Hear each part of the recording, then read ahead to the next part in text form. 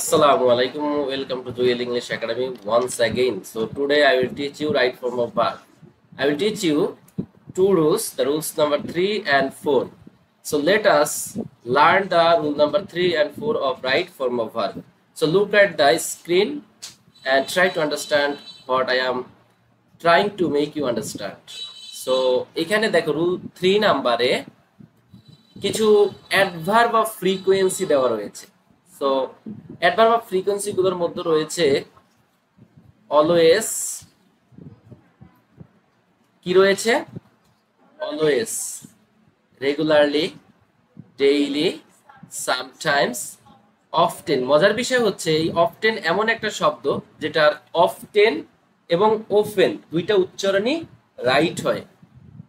Generally, everyday, occasionally, usually, এই ওয়ার্ডগুলোকে বলা হয় অ্যাডভার্ব অফ ফ্রিকোয়েন্সি। তো কোনো একটা বাক্যের মাঝে যদি এই অ্যাডভার্ব অফ ফ্রিকোয়েন্সি থাকে এবং ওই বাক্যে আর সময়ের উল্লেখ না থাকে, দুইটা শর্ত। একটা বাক্যে যদি এই অ্যাডভার্ব অফ ফ্রিকোয়েন্সি থাকে এবং ওই বাক্যে আর কোনো সময়ের উল্লেখ না থাকে, তাহলে ওই বাক্যটি হবে প্রেজেন্ট ইনডিফিনিট। কি হবে? Present indefinite. এখন প্রেজেন্ট ইনডিফিনিটের সূত্র কি? সাবজেক্টের পরে V1 বসবে। সাবজেক্টের পরে কি বসবে? V1 বসবে। তো এবার আমরা একটু খেয়াল করি, এইখানে একটা বাক্য আছে যে হি অলওয়েজ রেগুলার। সো এইখানে একটা বি ভার্ব দেওয়া রয়েছে, রাইট? আচ্ছা, এখন এই যে হি প্রেজেন্ট টেন্স নিতে হবে, তাহলে বি ভার্বকে বাংলায় পাওয়া যাচ্ছে প্রেজেন্ট টেন্সের জন্য এম ইজ আর। কি পাওয়া যাচ্ছে? আমার সাথে বলে am is are. Be verb থেকে তিনটা প্রেজেন্ট ভার্ব বের হয়, সেটা হচ্ছে এম ইজ আর হচ্ছে আর। এখন এই এম ইজ আর থেকে হির সাথে কি বসবে?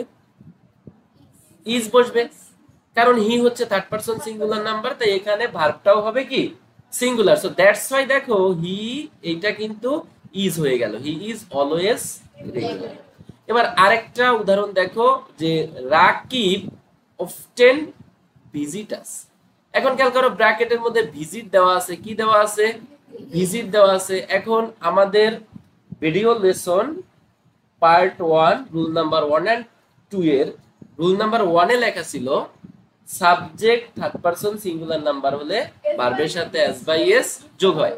সো এখানেও কিন্তু সেটাই দেখা গেল যে রাকিব হচ্ছে একজন subject third person singular number, এবং সিঙ্গুলার মানে কি বলতো?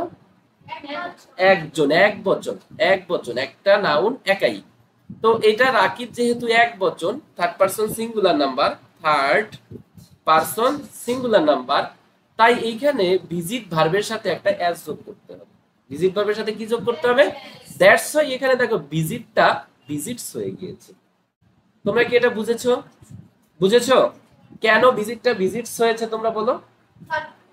Subject third person singular number, তাই ভার্বের সাথে এস বাই এস যোগ হয়েছে প্রেজেন্ট ইনডিফিনিট টেন্সে।